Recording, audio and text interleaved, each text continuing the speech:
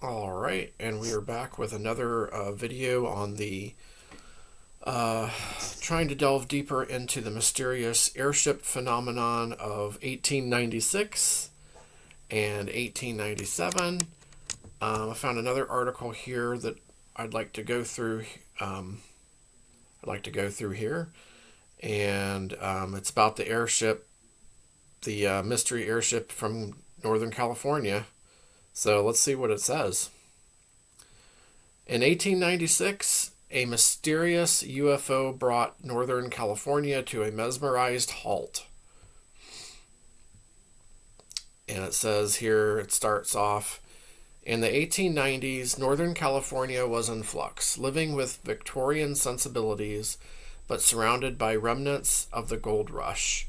San Francisco's Midwinter Fair in 1894 had ushered in an age of electricity-fueled modernity, but sailors were still brawling it out down on the Embarcadero. Newfangled ways to have fun, like Haight Street, chutes, and home phonographs were all the rage. But for most, life revolved around basic necessities. In 1896, however, the entire region was excited and united by one thing: a mysterious airship that was spotted repeatedly in the skies over San Francisco. Okay. Oakland and Sacramento. At the time, airships had been invented, but they were flown primarily in Europe and had yet to make a West Coast debut. To see an airship over the Bay Area in 1896 wasn't just unusual, it was entirely unheard of. And yet, suddenly, hundreds of witnesses began reporting just that. It would be something to see for sure. These mysterious airships are just very fascinating to me. Making these sightings all the more perplexing was the fact that they only happened at night, and the aircraft, that's strange, kind of strange, yeah. And the aircraft in question reportedly had wings, making it unlike any airship that existed at the time. Okay. Multiple passengers on an Oakland streetcar one November night described the craft hovering over Fruitvale as resembling a huge bird in its outlines, which seemed to rise and fall in its course. That night, the streetcar's conductor said the ship had one powerful headlight and several smaller lights on board. This was a welcome elaboration, as many witnesses around the bay had reported seeing only bright lights in the sky. The day after the sighting on the streetcar, the San Francisco Call and Post reported that the airship was high in the heavens and appeared to be of huge size.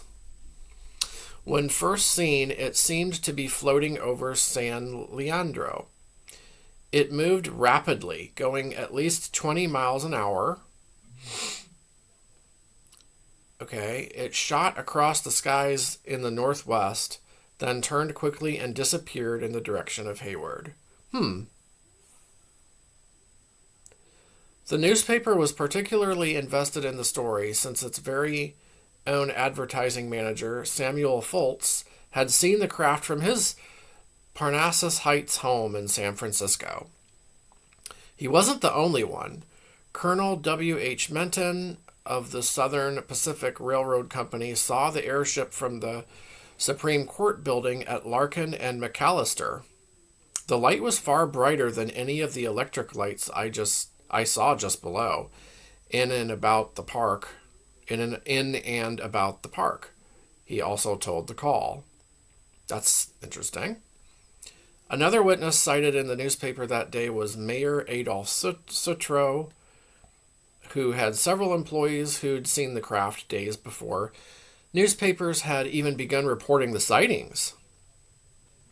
I certainly think that some shrewd inventor has solved the problem of aerial navigation, Citro said, and that we will hear all about it within a short time. Here then is where the mystery deepens. No such inventor ever came forward, and no winged airship was ever patented and produced. In fact, the first gas-powered Zeppelin didn't fly until July 1900, and its maiden voyage was in Germany. Airships weren't even used by the U.S. Army until 1908. So what were so many people seeing in the skies around the bay in 1896?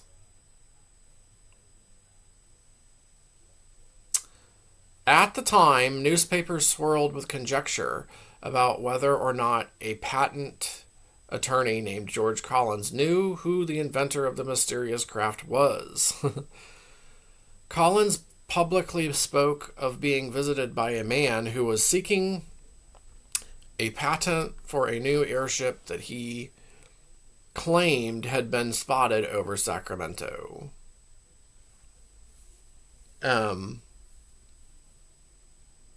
He publicly spoke of being visited by a man who was seeking a patent for a new airship that he claimed had been spotted over Sacramento. Collins told the man he could not provide a patent without seeing first a model of the aircraft. With that, Collins told reporters the client was gone, never to be seen again. Okay, so I don't know if he's, lying like George Collins. I don't know if he's lying or what. I think we went over that a little bit in the previous two videos. I thought he was lying. I know nothing about the airship, the attorney said. I do not know what it is made of, what power propels it, nor where its inventor now is.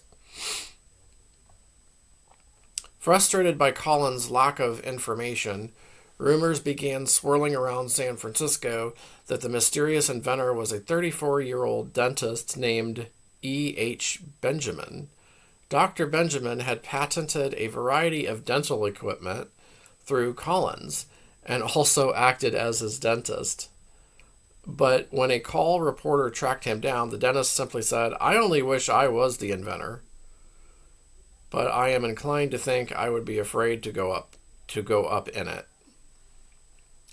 So it's not him. Not the dentist.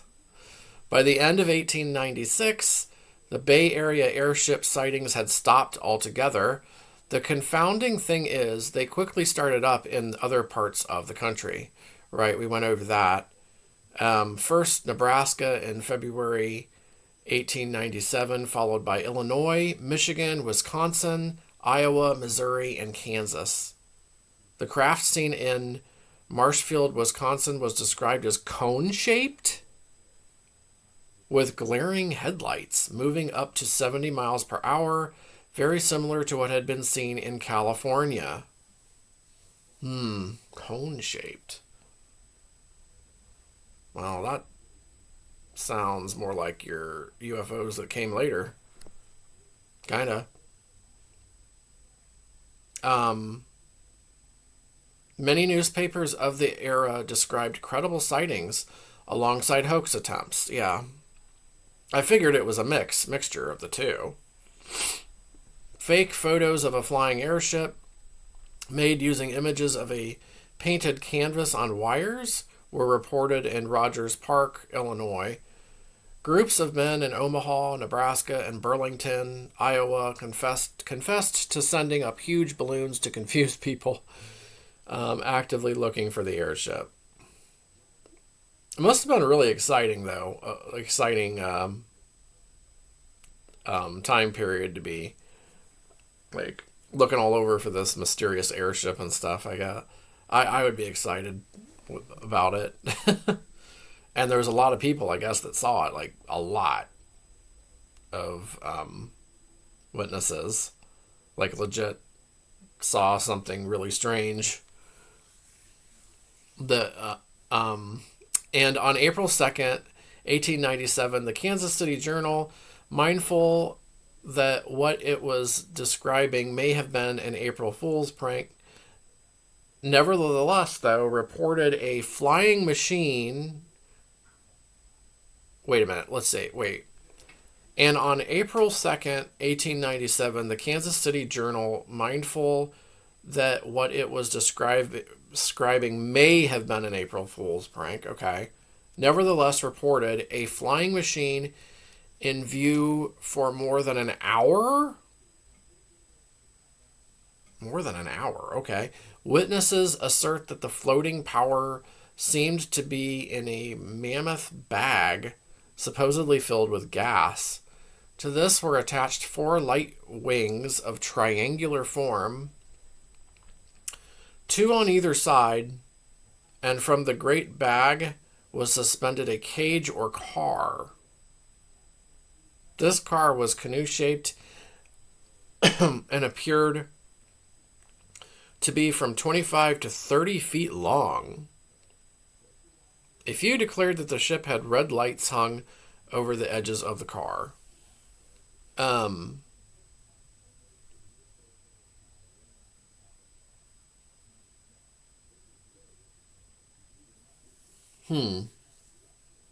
Well, no one was quite sure what to believe, as is evidenced by the following words gingerly printed in Pennsylvania newspaper, the New York Dispatch, in May of 1897. Recently, the newspapers of the whole country have been exploiting stories of airships, seen hovering over various towns and country places in districts very far apart. The testimony seems unimpeachable, especially in the face of so many witnesses. But certain details are always lacking to complete the evidence. Isn't that how it always is with UFO sightings, though? Like, almost every time?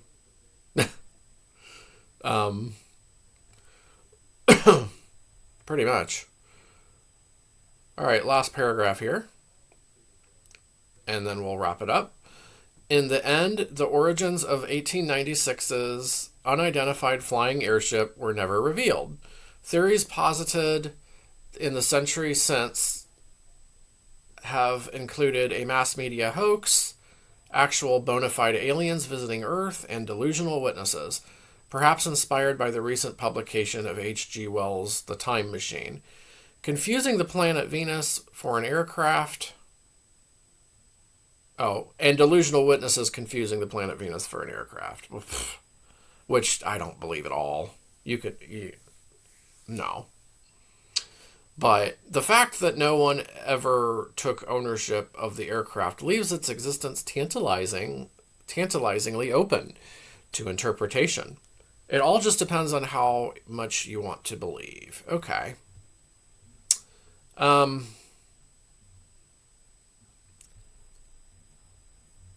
So that's that article there.